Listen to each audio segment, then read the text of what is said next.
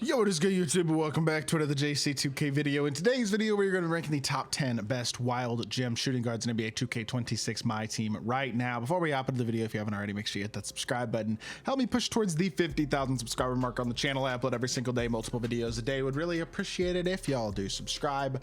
Without further ado, let's get into it and let's get to ranking. This is a very tough position to rank with wild gem shooting guards because there's not one card who clearly is definitively the best. There's not a couple cards even who are clearly in the definitively like highest tier. It's a lot of cards who are very similar and therefore a very difficult to rank, pretty opinion based list. So keep that in mind. These cards are all very similar level of cards overall, I would say. Really from number 10 to number 1 even. That's just how these wild gem shooting guards are. So number 10 is going to be this Lamond Murray card. This card's legitimately good. 6'7" with a 6'8" wingspan, 86 speed, 89 3-ball, 85 driving dunk, solid defender, well-rounded, gold badges, like super solid all-around card, legitimately good. I think very much overlooked at the shooting guard position. Solid jumper, normal fade. Sigs are actually like pretty decent. This card's legitimately solid. I even think number 10 might be a little low for him. Everybody on this list, like I said, is legitimately a really solid option at the shooting guard position, in my opinion, in terms of just overall completeness. And I think this Lamond Murray at number 10 really exemplifies the depth of the shooting guard position when it comes to these wild gems. Also, this is a card you can get pretty affordably as well, which I think is super duper nice. Next up is going to be Grant Hill at number 9. This card is also awesome. 6'8", 7-foot wingspan. Another guy who's got a lot of badges, 89 speed, 84 3-ball, 85 driving dunk, versatile defense. Again, awesome slasher, solid shooter, well-rounded, good escape, good dribble style. Jumper's okay. Jumper's not the best, but it's okay. And overall, again, he's gonna be a versatile defender, good size, good athlete, solid card. If he had a slightly better jumper, maybe he'd be a little higher on this list, but he's not a bad card at all. And I think number 9 is still a good spot for him, man. Like there's a lot of very, very solid ones on this list. So you got to put some cards kind of low. And Grant Hill, to me, just that jumper is probably the main reason why he gets moved down a bit. Caron Butler is going to be my number 8. This card is not a card that I would recommend getting by any means. The reason that I say that is because he's a pink down wild gem. Those cards are extremely expensive. It'd be really nice if my computer would decide to load, but apparently it's not going to. There we go. Finally, Caron Butler. Here we go. So Caron is 6'7", 6'11" wingspan, 90 speed, 93, 85 driving dunk, and good defense with a very solid jumper, normal fade, okay-ish sigs, solid defense, great shooter. Really, really solid card. Now, I don't think he is a special scorer. I don't think he's ridiculously amazing. And he's also like 600,000 MT. But he's a good card and he does a lot of things pretty well, and I think he's a legitimately very solid option. If he wasn't 600,000 MT, I'd have him even higher than this, but I do think I'm gonna move up one spot. Actually, I am looking at this list. I think there's at least one card on this list he is better than, but I am gonna move up a little bit. But I just still think for those wild gems cards being 600,000+ MT, not to mention the fact that if you look at pink diamond wild gems on the auction house, I mean, I can pull it up as I record this video. Pink diamond wild gems, how many are there that are available on the auction house period right now? Not only just like not only just there's 4. Okay, there you go. That should answer your question. There are 4 pink down wild gems in the entire auction house right now. Those cards don't exist. Paul George is going to be number 8, I guess, on this list. 6'8" with a 6'11" wingspan. Very similar to Grant Hill, actually. Better jumper, slightly better slasher, maybe more total badges. Pretty similar overall. Jumper's solid, fade isn't great. Sigs, his escape's nice, but dribble style's okay, but otherwise Sigs aren't great, but he's still good. He's 6'8" with 6'11" wingspan. He's a great slasher. He's a solid defender. He's got good speed, good shooting. He's a solid card. Like there's no doubt about it at all that Paul George is a very solid option at the shooting guard position, especially being 6'8" as well. But I do think Caron's probably a little bit better. So I did want to swap that. And I will say, I feel like if I'm putting Paul George, I have to probably also swap Caron with Amethyst Doug Christie, who is what I had at number 6, just because looking at these cards, I just think the Kobe Escape Defox Cross on Collins might favor the Pro 2 that Doug Christie has. What I really like about this, or on Butler, I should say, favors the Pro 2 of Christie. What I really like about Doug Christie is he is a very nice shooter with a very good jump shot. He's a very, very good defender, and he has Pro 2 fade as well. He has pretty much no sigs at all, and I think that is a valid criticism of the card, is that he just does not shot create very well at all.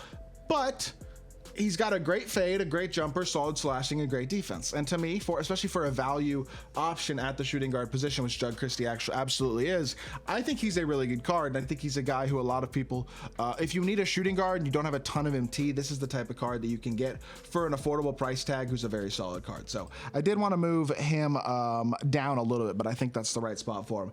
I have Kendall Gill at number 5. Again, in some ways, this card is not as good as a couple cards we've already looked at on this list. He is only 6'5" at the shooting guard position, which is a valid criticism. He also has Pro 2, just like Doug Christie does. 6'5" with a 6'8" wingspan, 90 speed, 95 driving, great defensive stats as well.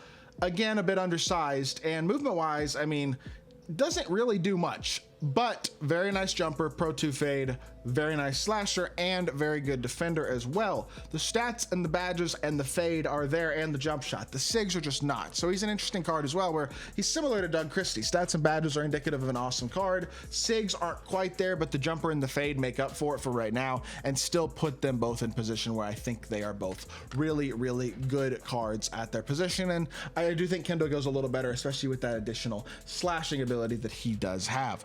Moving on to the number 4 spot on the list, we have Corey Maggette, who gives you another Pro 2 fade, really solid shooting guard, 6'6", but also another great slasher, and I think a little more versatile than Kendall Gill is as well, with a little bit more size, is one of the things that Corey Maggette does provide. 6'6" with a 6'8" wingspan, 88 speed, 86 3 ball, 90 driving dunk, defensively pretty solid. Again, he's a little bit bigger than Kendall Gill is, which I think is nice, and additionally, I would say SIGs wise, maybe a little better as well. Still not by any means what I would consider good SIGs, but at least he doesn't have basic dribble style, you know what I mean? So there is at least some positive there for sure that I think can be taken from this Maggette card. And I do think his jumper is really, really, really nice.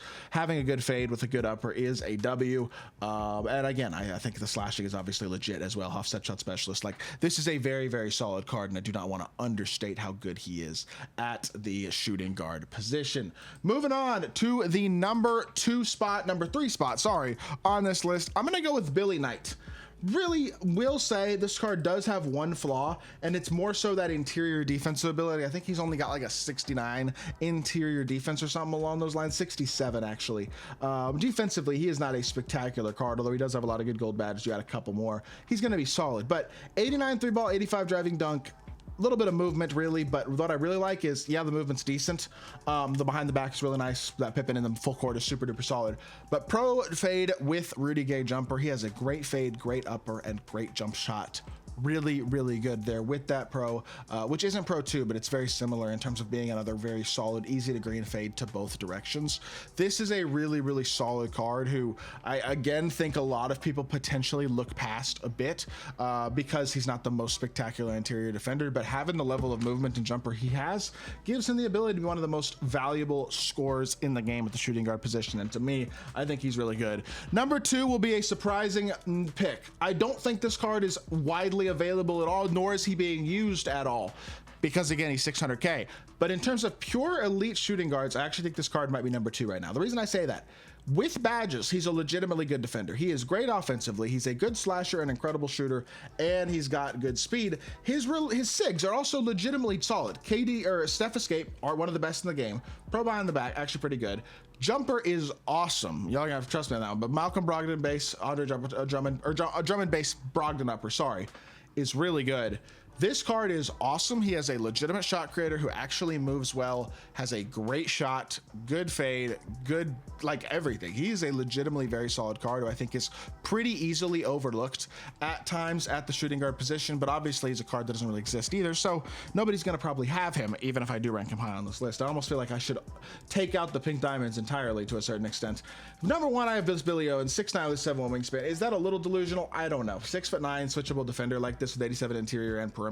To me, I think he's probably number 1. I just think you can't teach size, and the fact that he also has the Pro 2 fade. I know it's only an 83 ball, 80 driving dunk, stuff like that. Like, I know the card is not perfect, but to me, I don't know, man. I feel like you get really good value overall from this Billy Owens because of the versatility he's going to provide as a switchable defender who can also come off a screen and fade offensively. Doesn't actually have like all normal SIGs and stuff as well, or all basic SIGs, I should say. So overall, it's a really solid card who I think to me, I have him number 1. I wish the 3-ball rating was higher, but I think he's my number 1. Now, again, like I said, the gap between Paul George at 8 or even like a Lamond Murray at 10 and a Billy Owens at 1 is not a big gap. I fully understand that. That was my entire point with this list, is that it is extremely opinion based. And so if you want to run any of these guys, I think you can have success with them. I think they're all great. I think the shooting guard position with these Wild Gems cards especially is extremely opinion based right now in terms of which guys you want to use and which ones you don't. That being said, it's gonna do it for the video. I hope y'all did enjoy. If you did, make sure you hit that like button, leave a comment and subscribe. I'll be back with more 2K content very, very soon. I appreciate y'all. Peace.